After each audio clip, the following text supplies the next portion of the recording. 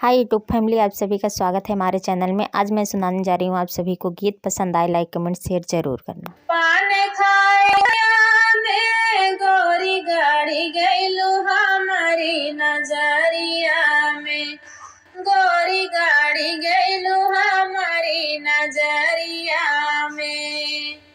आखिया में काजरा हो नाक में नथुनिया, आखिया में काजरा हो नाक में नथुनिया।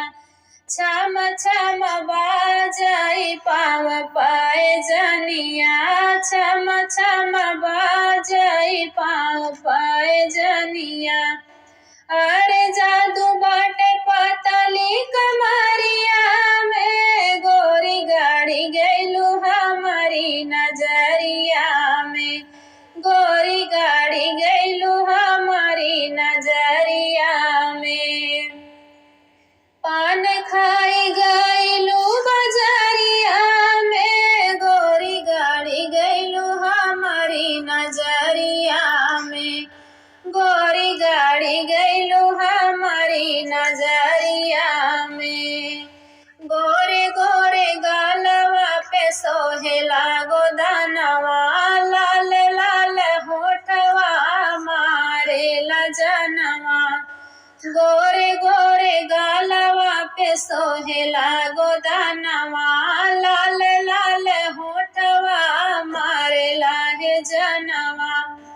अरे घूमे जालू मुंबई सहरिया में, गोरी गाड़ी गईलू हमारी नजरिया में, गोरी गाड़ी गईलू हमारी नजरिया में।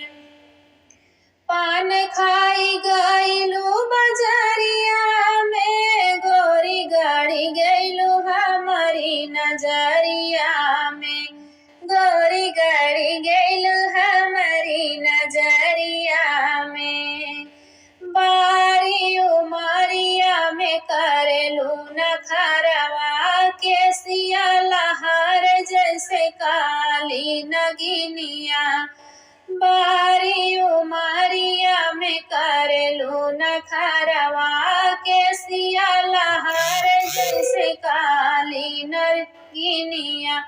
अरे तोहरा जैसे कोई ना नजरिया में, गोरी गाड़ी गईलू हमारी नजरिया में, गोरी गाड़ी गईलू हमारी नजरिया में।